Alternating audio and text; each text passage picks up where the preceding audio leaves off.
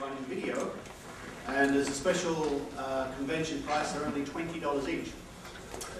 See Barry or anybody at the registration desk. Have a great time. And have a great change at one. There are 2 hours of defining documentaries on that DVD or video. Official welcome and introduction to the Skeptics Convention for 2004. The theme of this year's convention is, as you probably realize, beyond the joke. There's a couple of reasons for that. The first reason is we wanted this convention to be fun and have lots of laughs. We wanted to escape the idea that skepticism and science, boring and critical and bar humbug. We really are doing everything we can to dispel that myth. So we're going to have lots of laughs. We've got some great comedians and magicians lined up. It's also called Beyond the Joke because that's how we feel about many of the claims that we come across. I think especially claims like magic sugar pills can save your children from deadly diseases, which we'll cover later. Claims like psychic detectives can help find your missing children or discover who killed your mother or whatever the case may be. They really are beyond the joke. There's nothing very funny about those whatsoever. And the third reason it's called Beyond the Joke is a bit of a play on the word beyond, as in talking to the dead. So now you know why it's called Beyond the Joke. One of the great pleasures of a convention like this is seeing all my old friends in the skeptical world and people from overseas. And of course the great curse is I can't spend time with everybody I want to spend time with. So if I seem flustered or in a hurry, I hope you appreciate it. Now, I'm actually going to do something a little bit unusual. I'm going to promote the forthcoming Mind, Body, Spirit Festival here in Sydney, in Darling Harbour. It starts on Thursday, I think. This magazine, Living Now, do tarot cards have a dark side? Yeah, only at night. I picked this up from outside an Amcol pharmacy. All right? It's full of magical devices, how to meditate deeper than a Zen monk. You can improve your health by yodeling, all this sort of thing. Magic zappers, personal healer. Put it up to your neck and it emits a pulse and fixes your foot or something. However, in this Living Now magazine, there is a coupon, half-price coupon for the forthcoming Mind, Body, Spirit Festival, or Mind, Body, Wallet Festival, as we call it. And I sincerely recommend that if you can, that you go. Because there is nothing better for a skeptic to do than to broaden their education. I find the most beneficial thing I can do is to go along to one of these Mind, Body, Wallet festivals and ask questions. I ask the people who are selling this, that, or the other, or the magnetic healing, how does it work? What does it do? What's the philosophy behind it? And I don't stand there and argue with them saying this is a bunch of rubbish, it's against science, because that will get me absolutely nowhere. And I realize that. However, if I simply ask them to explain it, I learn all sorts of things about what they think it's doing. And by and large, most people who I talk to at these events are absolutely convinced that what they're doing is real and it's beneficial and there's sound thinking behind it. They're not out to con people at all. They're sincere. So these Mind, Body, Spirit, Wallet festivals travel around. It's in Sydney, Melbourne, probably Adelaide, Brisbane. I go every 6 months.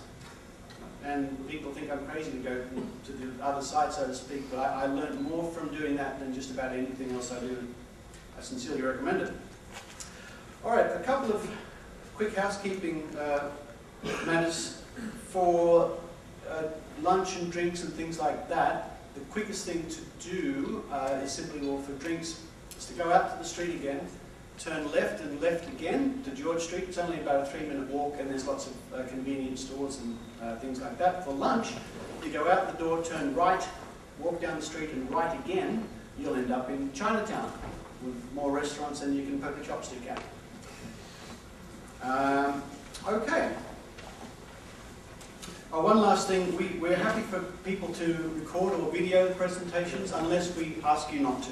There's some speakers who may not wish to be, for various reasons, recorded or videoed, so that's fine. If you don't hear that we'd rather you don't do that, then feel free. I won't say any more, apart from a final message we've received from Eugenie Scott, Professor Eugenie Scott, from the National Center for Science Education in Oakland, California. The people who are the watchdogs against the creationist movement trying to move into the schools. A very worthwhile organization. To the Friends of Science, Clear Thinking and Skeptical Investigation at the Australian Skeptics National Convention, congratulations on your meeting and best wishes for 3 days of stimulating talks, inspiring ideas and camaraderie. I wish I were there with you. Eugenie C. Scott. I'll pass you over to Barry now, and thank you very much. Well, may you mock, you skeptics. I used to be a skeptic. I used to be a skeptic, and I've been a skeptic for a long time, but I witnessed not about half an hour ago a miracle. And now I'm convinced. I was standing at the front desk. Neil Crellin, who comes all the way from Queensland and who plays in the Queensland Symphony Orchestra, in case you want a little recital of that. I forget what he plays, trombone or cello or one of those woodwinds. And he said to me, he saith unto me, I'm sorry, he saith unto me, Barry, I've lost me ticket. Because they talk like that in Queensland, they're not kidding. And I said, oh, well, I'm not going to let you in. And at that moment, Steve Cornelius, who doesn't come from Queensland, and as far as I know doesn't play any musical instrument, walked up to me and said, I just found this ticket walking down here from Central Station. And it was Neil's. I was standing at the desk together. If that's not proof of divine intervention, I don't know. And I know about another miracle too. For those of you who, I must say, this is the 20th Skeptics Annual Convention. We didn't note that in the publicity for it, it is. We had our first one in Sydney at the Institution of Engineers in Wilson's Point in 1985, so that makes this the 20th. And I've been to all of them. I'm the only person that's been to all of them. That's a miracle in itself. But those of you who've seen me before at conventions in the last few years would have known this hobbling old wreck. Well, old wreck I still am, but I'm not hobbling anymore. And as a special favour to me, because so many people have been kind enough to ask about my knees, I've asked Peter, who's chairing this morning's session, to wipe all the sessions off this morning. I'll stand here talking about my knees until the cows come. Anyway, no, honestly, I mean, I won't rattle on about my knees very much, but it really is remarkable what has happened. And as I've said to several people, it's not so much that I can walk better, although I can, but because of my titanium knees, for the first time in 10, 15 years, I'm without pain most of the time. And you get used to it. You put up with it.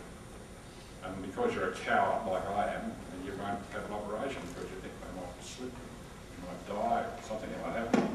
None of the above happened. I can now walk and I'm pain-free, and it's marvellous. I feel much younger, so watch it, young ladies. 20 years this convention's been running, and we've had some rippers in that time. We had the World Convention here in Sydney 4 years ago. It's only 4 years. It seems like this yesterday. And we're hoping to convince some other state branch to organise next year's. We'll have to do some hard blackmailing there because it's always hard to get people to do it, and Richard will attest it's bloody hard work getting them organised.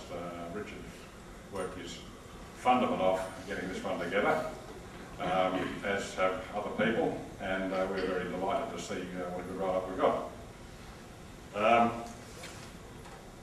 One thing that you may not have noticed, some people, the dinner is on tonight at the Bowlers Club, 95 York Street, and some people have turned up and said, well, I didn't book for the dinner, can I book now? Well, yes, you can.